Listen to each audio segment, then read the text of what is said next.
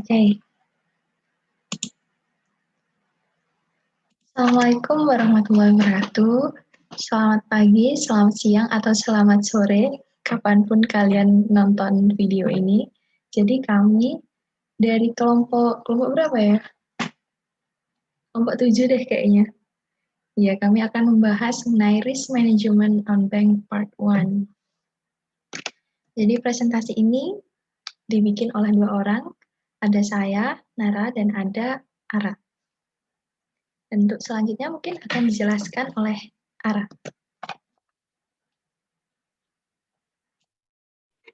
Oke, ada yang pertama, table of content. Yang pertama ada definisi risiko, yang kedua ada jenis risiko, yang ketiga pengelolaan risiko, yang keempat dampak penerapan risiko, yang kelima ada model perhitungan risiko dan return, yang keenam ada contoh soal, dan yang terakhir kesimpulan.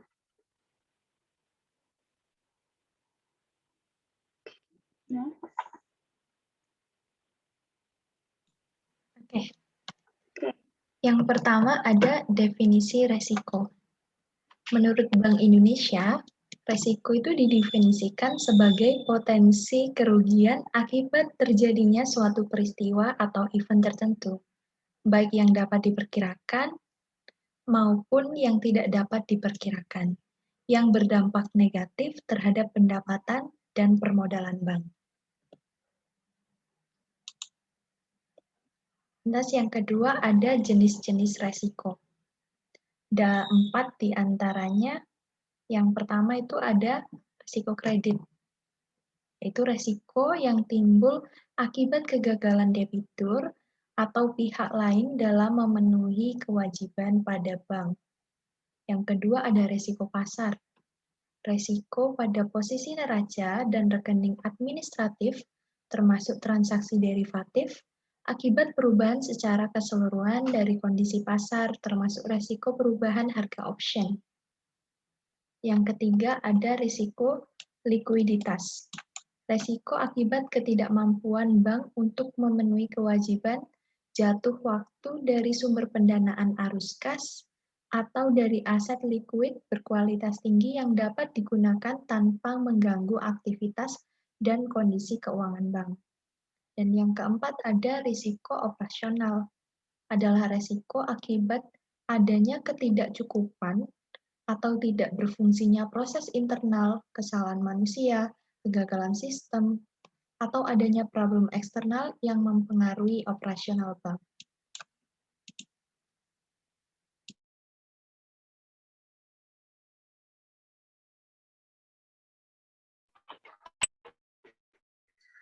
Oke, jenis risiko yang selanjutnya ada risiko hukum. Risiko hukum adalah risiko akibat tuntutan hukum dan atau kelemahan aspek yuridis. Yang selanjutnya, yang keenam, ada risiko reputasi atau risiko akibat menurunnya tingkat kepercayaan stakeholder yang bersumber dari persepsi negatif terhadap bank. Yang ketujuh, ada risiko strategik atau risiko akibat ketidaktepatan dalam pengambilan dan atau pelaksanaan suatu keputusan strategi serta kegagalan dalam mengantisipasi perubahan lingkungan bisnis. Dan yang terakhir ada risiko kepatuhan. Risiko kepatuhan adalah risiko akibat bank tidak memenuhi atau tidak melaksanakan peraturan perundang-undangan dan ketentuan yang berlaku.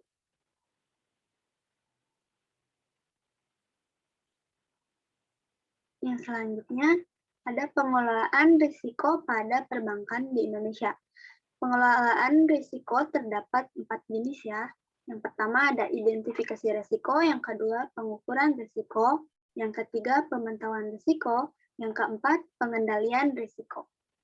Nah, yang pertama, identifikasi risiko itu menganalisis segala sumber risiko dari produk dan aktivitas bank serta memastikan bahwa risiko dari produk dan aktivitas baru telah melalui proses manajemen risiko yang layak sebelum diterapkan. Yang kedua ada pengukuran risiko. Nah, pengukuran risiko ini dilakukan secara berkala, baik untuk produk dan portofolio, maupun seluruh aktivitas bisnis yang dilakukan di bank. Nah, dapat dilakukan dengan menggunakan dua metode, yaitu metode kuantitatif dan metode kualitatif. Yang ketiga ada pemantauan risiko. Nah, pemantauan risiko ini dilakukan dengan menyiapkan suatu sistem backup, dan prosedur yang efektif untuk mencegah terjadinya gangguan dalam proses pemantauan risiko. Dan yang terakhir ada pengendalian risiko. Nah, Bank Indonesia tahun 2011 menyatakan pengendalian risiko dilakukan oleh bank dengan cara mekanisme lindung nilai, penambahan modal bank untuk mengurangi potensi kerugian, dan metode mitigasi seperti penerbitan garansi, sekuritas aset, kredit, derivatif. Selanjutnya ada dampak penerapan manajemen risiko di bank. Penerapan manajemen risiko pada perbankan di Indonesia banyak memberikan manfaat dan keuntungan, karena kan sangat membantu untuk menghindari kerugian akibat berbagai risiko yang menimpa.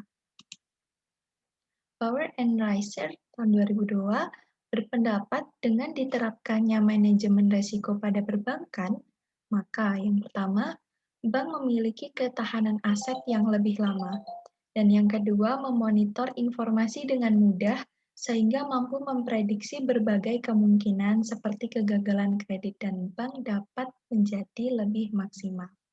Yang ketiga, bank dapat meningkatkan shareholder value-nya.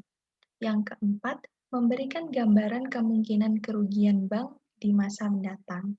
Yang kelima, ada meningkatkan metode dan proses pengambilan keputusan yang sistematis yang didasarkan atas ketersediaan informasi.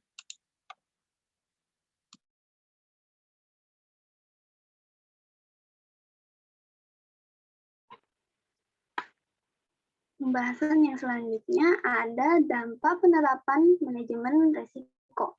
Nah, penerapan manajemen risiko pada perbankan akan mempermudah penilaian terhadap kemungkinan kerugian yang dihadapi bank, yang dapat mempengaruhi permodalan bank dan sebagai salah satu dasar penilaian dalam menetapkan strategi dan fokus pengawasan bank.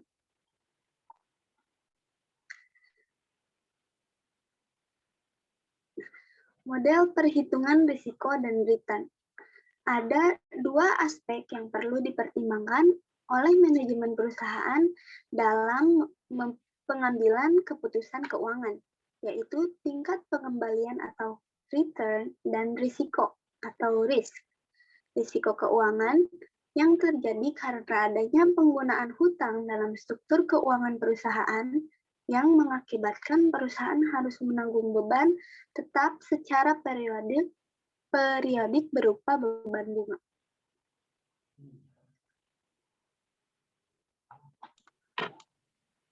Yang kelima ada model perhitungan risiko and return. Oke, bahas yang risiko dulu.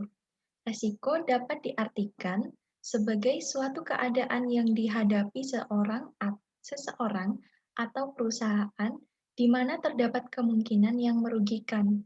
Risiko atau aset dapat dianalisis dengan dua cara, yaitu stand-alone risk dan portofolio. Dan berikut seperti yang tertera di layar terhadap dua model perhitungan risiko. Yang pertama, ada standar deviasi atau simpangan baku. Dan yang kedua ada varian. Nah, yang kedua yaitu return atau pengembalian adalah keuntungan yang diperoleh perusahaan, individu, dan institusi dari hasil kebijakan investasi yang dilakukan. Dan berikut juga tertera dua formula atau rumus untuk return ini. Yang pertama ada expected return satu sekuritas, yang kedua ada expected return portfolio.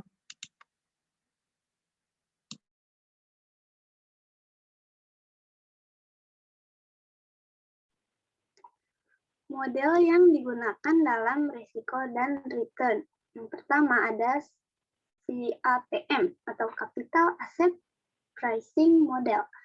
Model penentuan harga aset modal adalah model penetapan harga aktiva equilibrium yang menyatakan bahwa expected return atas sekuritas tertentu adalah fungsi linear positif dari sensitivitas sekuritas terhadap perubahan return portofolio.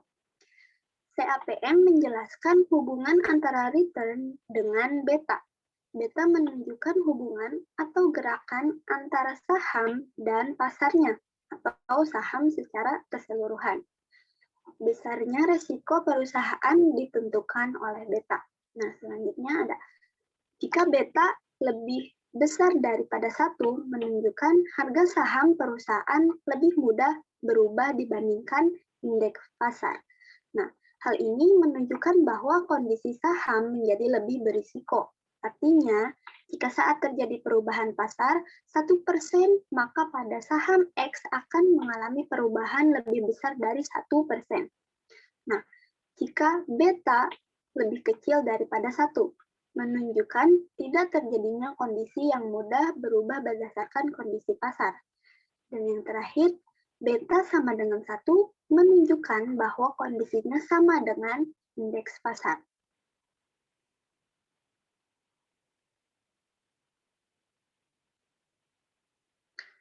Nah, rumus CAPM yaitu dapat dilihat oleh teman-teman, semuanya ada di sebelah kiri ya, dengan keterangannya. Nah, untuk yang selanjutnya, model yang digunakan dalam risiko dan return itu, yang kedua itu ada APT atau Arbitrage Pricing Theory. Nah, pada model APT itu, faktor-faktor makroekonomi seperti inflasi, tingkat suku bunga, nilai tukar mata uang turut diperhitungkan dalam memprediksi return saham. Jika tingkat pengembalian investasi lebih tinggi daripada tingkat suku bunga, maka investasi tersebut layak diterima. Nah, untuk rumus APT ini ada di sebelah kanannya di layar ya. Nah, yang selanjutnya ada contoh soal dan penyelesaian. Untuk itu, mungkin kami akan skip terlebih dahulu. Kalian bisa melihat untuk PowerPoint-nya. Nanti akan kami bagikan juga PowerPoint-nya. Langsung kami skip. Dan yang terakhir ada kesimpulan. Dapat disimpulkan bahwa tidak dapat dipungkiri lembaga keuangan seperti bank akan tetap memiliki resiko dari setiap aktivitas yang dijalankannya. Oleh karena itu, guna meminimalisir terjadinya resiko yang semakin besar, bank dapat mengimplementasikan seni atau manajemen untuk menyelesaikan resiko tersebut. Mungkin itu terakhir dari kami. Kami ucapkan mohon maaf apabila ada salah kata. Sekian dari kami. Wassalamualaikum warahmatullahi wabarakatuh. Jangan lupa tanya ya nanti waktu presentasi. Bye-bye.